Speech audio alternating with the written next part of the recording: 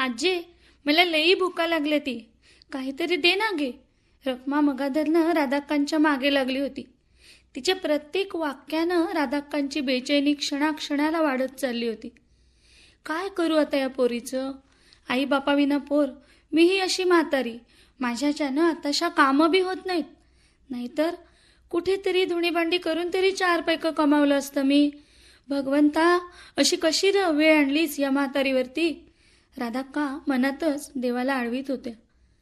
तिच्या बेचैन झालेल्या चेहऱ्याकडे पाहत कोपऱ्यात गपगुमान बसलेला सदा ताडकन उठत राधाक्कांजवळ आला. आजी, तू काय बी काळजी करू नकोस. मी आहे ना. मी शिकन, मोठा होईन.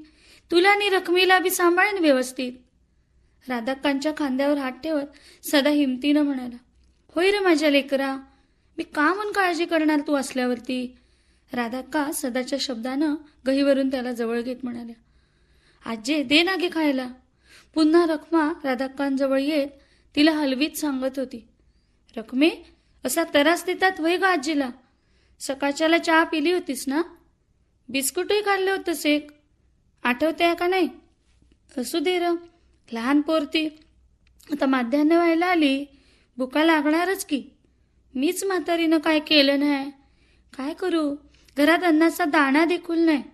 शेजारला किती वेळेला मागायचं आणि कसं मागायचं? असू दे, तू नग विचार करूस जास्ती, तरास होईल त्याचा.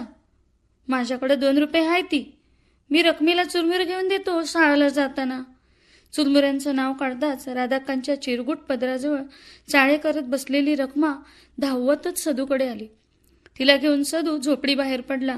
नि रोजच्या प्रमाणे शाळेबाहेर येऊन रखमीसोबत उभारला. वर्गाबाहेर नसतो, शाळेला काय शिकवतात त्याचा अभ्यास करी. आई बापाच्या अपघाती निधनानंतर त्याला आणि रखमीला फी भरता येत नाही म्हणून त्याचं नाव शाळेतनं कमी केलं होतं. प्रायव्हेटच शाळा ती, पण त्यानं ते राधाक्कांना सांगितलं नव्हतं. येणारा प्रत्येक दिस आपल्या मनासारखा जाईलच असं नाही, नि तसा आपला आग्रहही नसावा. जीवनातल्या प्रत्येक लहान सहान संकटांना हसत खेळत सामोरं जाया हवं. आपल्या जीवात जीव असेच तोवर तरी या लेकरांना बघाया हवं. अळवावरचा थेंब हाय माझं जीवन जणू, तरी बी सारं सोसत या पोरांसाठी मला जगायला हवं, असं मनाशी ठरवत राधाक्का उठल्या. माडाच्या झापाची झोपडी वजा एकेरी खोलीसुद्धा राधाक्कांनं मोठ्या कष्टानं उभारली होती. मुलगा आणि सून एका अपघातात गेल्यामुळं रखमा नि सदूची जबाबदारी त्यांच्यावर येऊन पडली होती. थंड असलेल्या 3 दगडांच्या चुलीपुढे बसत म्हातारी राधाक्का पदराच्या चिरगुटानं डोळे पुसू लागली. रद्दीसारखा व्यवसायही तिला तिच्या म्हातारपणामुळे मिळाला नाही. ती काम मागायला गेली होती, पण तुला जमेलसं वाटत नाही, या वयात कसं काम मागतेस ग म्हातारे, अशी उत्तरं मिळत गेली. काहीसा विचार करत ती घराबाहेर पडली. नि शहरातच असलेल्या खानावळी बाहेरची पाटी वाचून आत गेली. काही काम द्याल का साहेब? राधाक्कांचा थरथरता स्वर ऐकून खानावळीची मावशीबाई बाहेर आली. तू ग काय काम करणार म्हातारे? कोणतं बीजी द्याल ते?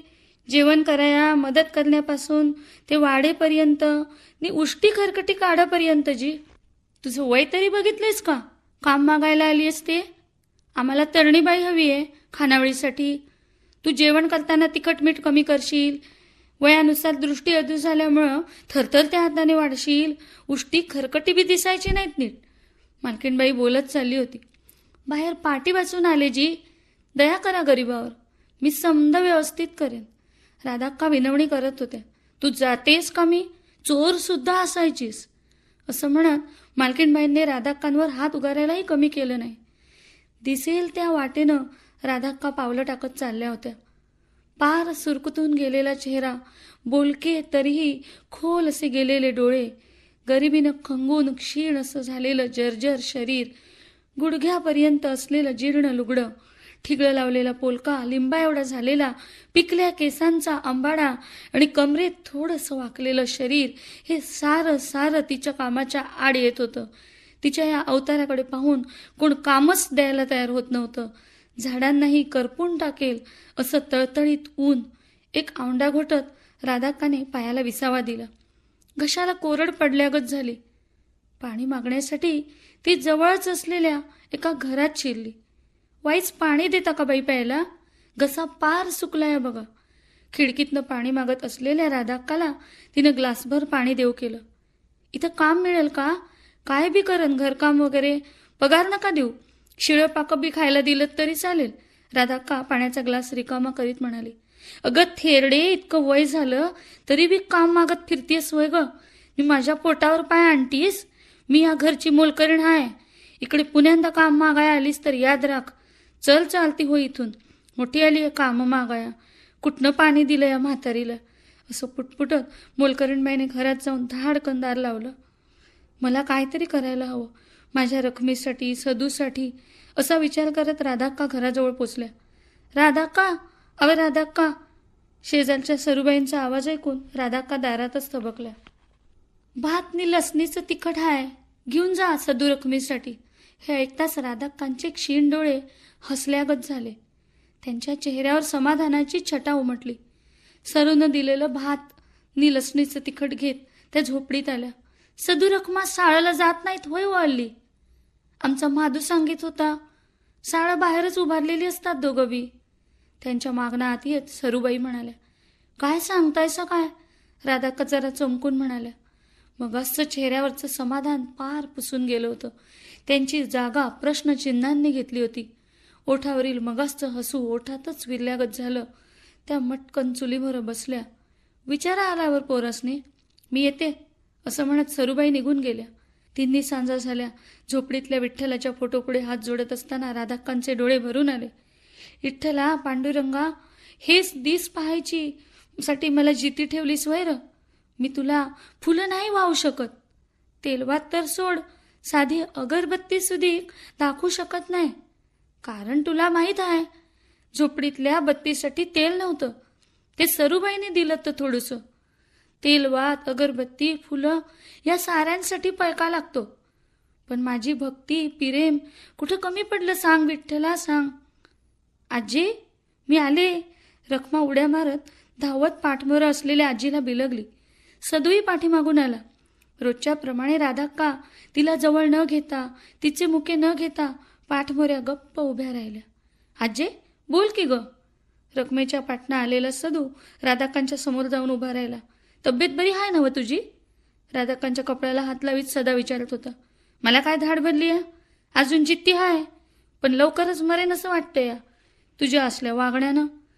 सदाचा आवाज ऐकताच राधाक्का तावातावाने म्हणाली. सरूबाईंच्या शब्दानं ती दुखावल्यासारखी झाली होती. तिची सारी उमेद नाहीशी झाली होती. असा गप का? बोल की काय झालं ते. किती सदू, खोटं बोलायला चांगलंच शिकलास जणू. स्वतःच्या आजीशी सुद्धा खोटं बोलायला लागलास तू खऱ्यागत. राधाक्कांच्या शब्दानं सदू चमकून पाहू लागलं. समद कळलंय मला सरूबाईकडनं. शाळेला जात नाही सा ते? थरथरत्या स्वरानं असं म्हणत राधाक्काने जमिनीवर बसत कपाळाला हात लावला. मनात प्रश्नचिन्ह भरून राहिली होती. फीसाठी पैकं नाहीत म्हणून छान मास्तरांनी वर्गाबाहेर काढलं आमासनी. नी ताकीद बी दिली की फी भरल्या बिगर यायचं नाही. नी पुस्तकं फाटकी आहे ती, त्याला धडकवरं बी नाही ती, चांगली कापडं बी नाही ती.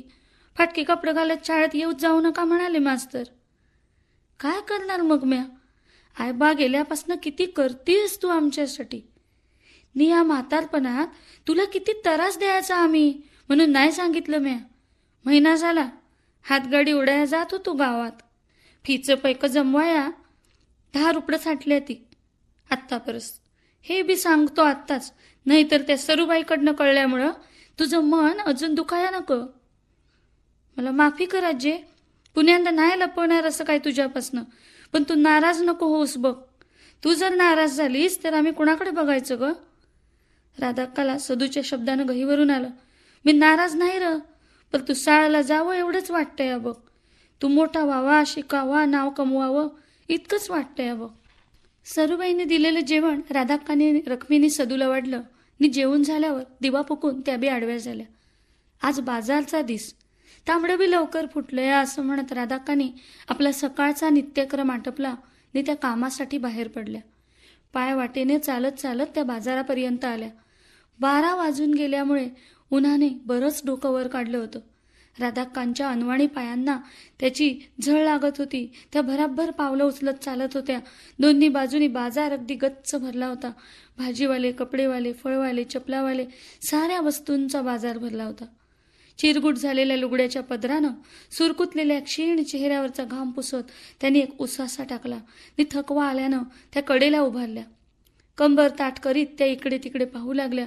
गटाराच्या कडेला मऊ झालेले, थोडंसं काळं झालेले सडके टोमॅटो पडले होते. वाटेत बाजार घेऊन जाणाऱ्या लोकांच्या 1-2 मिरच्या पडलेल्या त्यांना दिसल्या. एखादा हिरवट कोंब झालेला बटाटा, मऊसर पडलेले कांदे अशा वस्तू बाजारात असलेले व्यापारी गटाराच्या कडेला टाकून देत होते. तिच्या काय मनात आलं देव जाणे. अचानक गटाराच्या बाजूला पडलेली प्लास्टिकची पिशवी घेऊन ती साऱ्या टाकाऊ वस्तू त्यात भरवून घेऊ लागली. लोकही तिच्याकडे काय बाई आहे असं म्हणत पाहत निघून जात होते. काही टोमॅटो, बटाटे, कांदे, हिरव्या कोबीची काढून टाकलेली सालं, फ्लावरची पानं, सडकी वांगी, मिरच्या सारं त्या पिशवीत सामावलं होतं. ते घेऊन ती मधल्या रस्त्याला पार करीत बोळातनं गावात शिरली. निसंध पावलं टाकीत चालू लागली. चालता चालता एका कचरा कुंडीपाशी येऊन थांबली. थकवा आल्यानं ती पुन्हा तिथंच उभी राहिली. व्हाळाच्या कडेला असलेल्या त्या कुंडी शेजारील कट्ट्यावरती बसली तेव्हा तिला हायसं वाटलं. प्लास्टिकची पिशवी मात्र तिने घट्ट पकडली होती. इकडे तिकडे पाहत असताना तिची नजर खच्चून भरलेल्या कुंडीवर गेली. त्यातूनच खाकी कागद बाहेर डोकावीत होते. ती हळूवार उठून कुंडीजवळ गेली नि आजूबाजूला कोणी नाहीसे पाहून कुंडीतून डोकावणारे खाकी कलरचे कागद अलगद बाहेर काढले. ते वहीवर कवर घालायचेच कागद होते. ती एकदम खुश झाली. कुंडी बाहेर पडलेली एक त्यातल्या त्यात बरी पिशवी घेत तिने ते कागद नीट घडी करून त्यात ठेवले. हे माझ्या सदूसाठी. ती सुखावली. त्यामुळे तिची उत्कंठा वाढत गेली. खजिना मिळाल्याच्या आनंदात ती कुंडीतील कचरा भराभर वर खाली करू लागली. त्यात एक मोडकं व्हायोलिन मिळालं. थोडा वेळ वर खाली करून पाहत तिनं ते पिशवीत ठेवलं. लांब लांब पावलं टाकीत एक बाई कचरा कुंडीजवळ येत होती. तिच्या हातात कसलीशी पिशवी होती. राधाक्का पुन्हा पिशव्या सांभाळीत कट्ट्यावर जाऊन बसल्या. ती बाई पिशव्या टाकून निघून गेली. त्यावर त्या पुन्हा ताडकन उठत कुंडीजवळ गेल्या आणि त्या पिशव्या उचलून घेत कठड्यावर आल्या. पिशवीची गाठ घट्ट होती. कसाबसा प्रयत्न करून ती गाठ सोडवत त्याने आत डोकावलं. आत कसलंसं पीठ होतं. दुसऱ्या एका पिशवीतही थोडंसं पीठ होतं. 3-4 जणांना पुरेलसं. त्या आनंदल्या नि भराभर पावलं टाकीत घराच्या दिशेने निघाल्या. येताना न सोसवणारं ऊनही त्यांना आता जाणवत नव्हतं. मनातल्या आनंदामुळे त्यांना त्याचा विसर पडला होता. दोन्ही पिठं एकत्र करून भाकऱ्या करू. सडके खराब टोमॅटो, बटाटे यासारख्या भाज्यातून बरा भाग बाजूला काढून त्याची भाजी करू. आता आपण रोज वेगवेगळ्या कचरा कुंडीकडे जाऊ आणि आपल्या नातवंडांचं पोट भरू. बाजारच्या दिवशीही काही ना काही मिळेलच या साऱ्या विचारातच त्या घराकडे जायला निघाल्या.